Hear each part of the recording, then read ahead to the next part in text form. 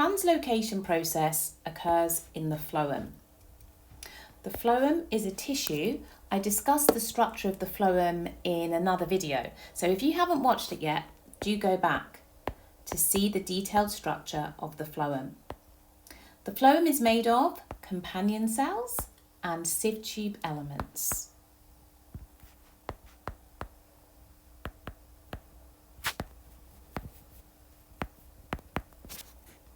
The process of translocation, you need to know the definition for the word. The movement of dissolved assimilates.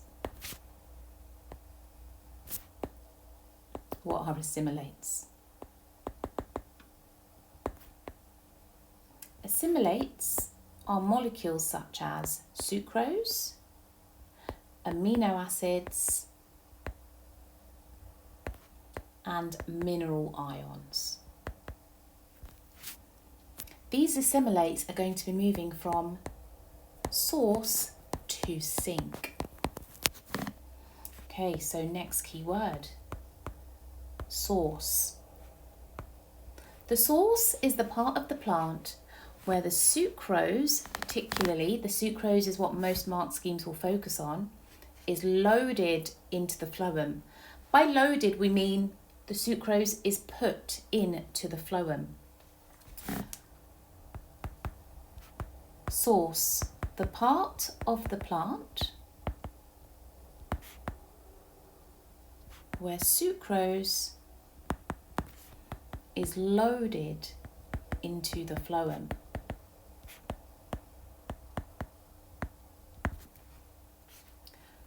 The sink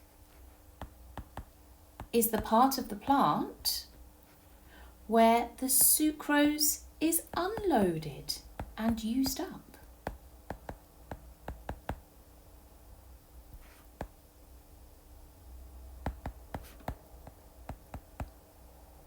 Can you think of an example of a source and a sink? The most common examples for a source would be a leaf.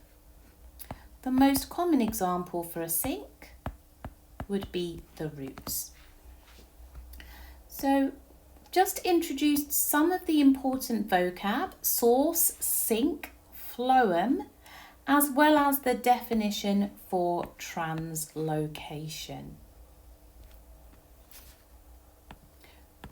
Now I will describe the process of translocation. I'll draw some diagrams to show the different structures that are involved.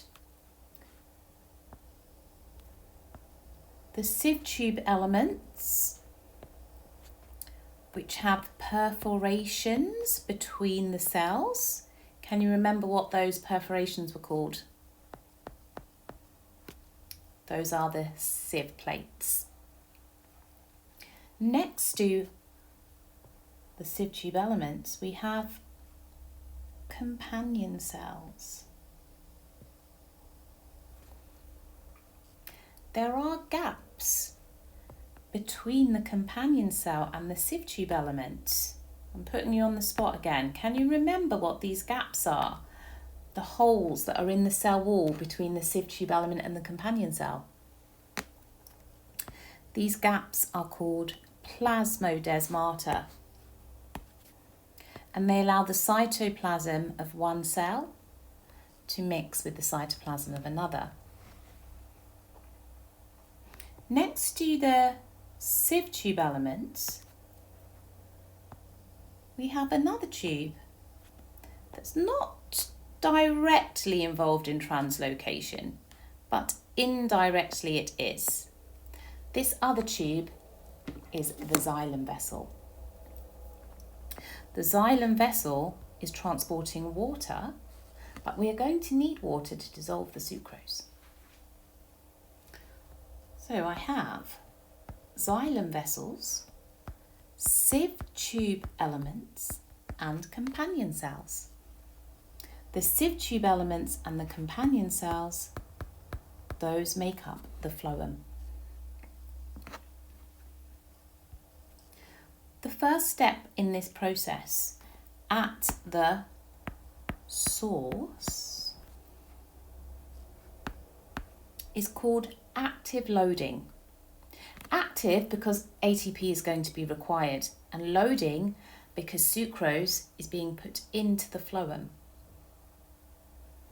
We start off with active transport of hydrogen ions. My AT is short for active transport. Active transport of hydrogen ions out of the companion cell. This is going to require energy in the form of ATP. Therefore, the process is active loading. Because hydrogen ions are pumped out of the companion cell, we establish a concentration gradient with many hydrogen ions outside of the companion cell.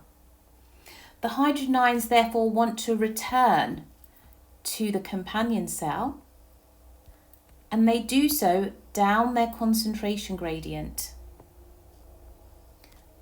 But another molecule is able to sneak in with them. When the hydrogen ions return, sucrose enters the companion cell at the same time.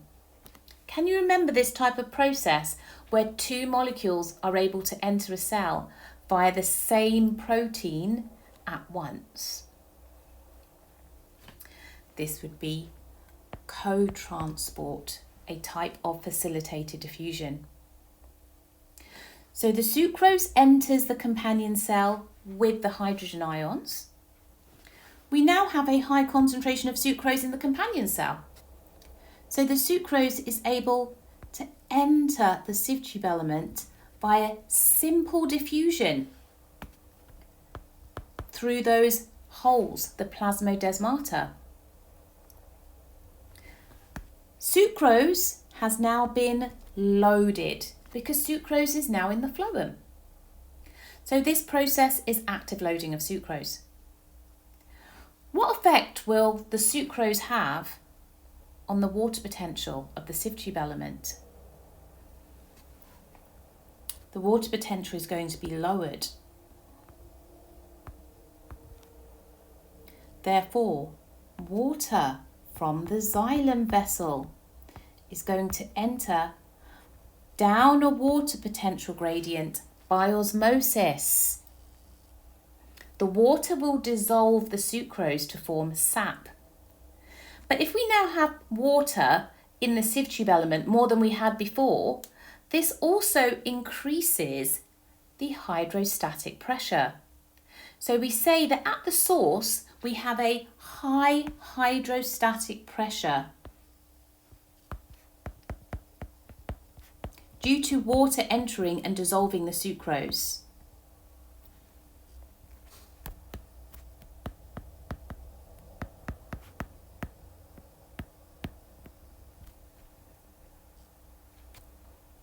The dissolved sucrose is now our sap. The sap will move from the source to the sink by a process called mass flow down a hydrostatic pressure gradient.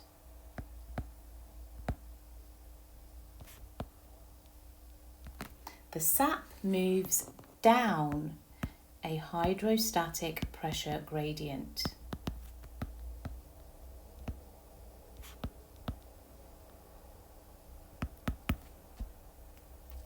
So now we get to the sink. If you recall, an example of sink cells could be the roots.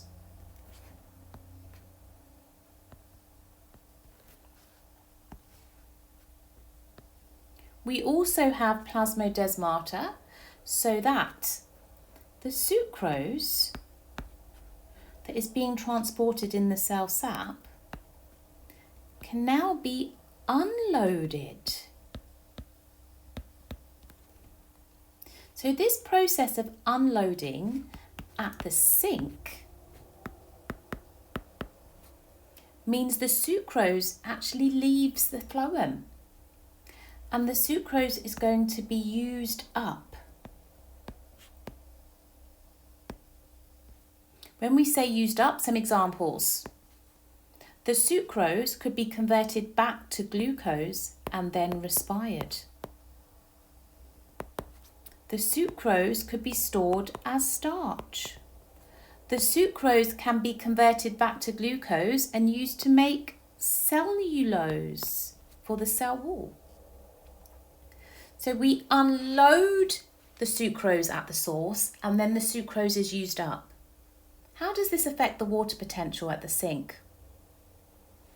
If we've taken sucrose out of the sink, we now increase the water potential. And therefore, water is going to return to the xylem via osmosis. This is important because now the hydrostatic pressure at the sink is going to be low.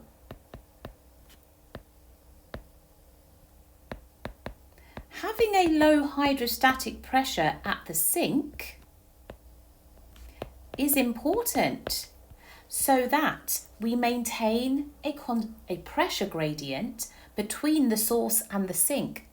We always need the source to have a higher hydrostatic pressure than the sink so that the dissolved sucrose will always move from source to sink down a pressure gradient. The water can then travel up the xylem via cohesion tension theory, which I will cover in the transpiration video. I hope you found this video helpful and you understand the process of translocation a bit more.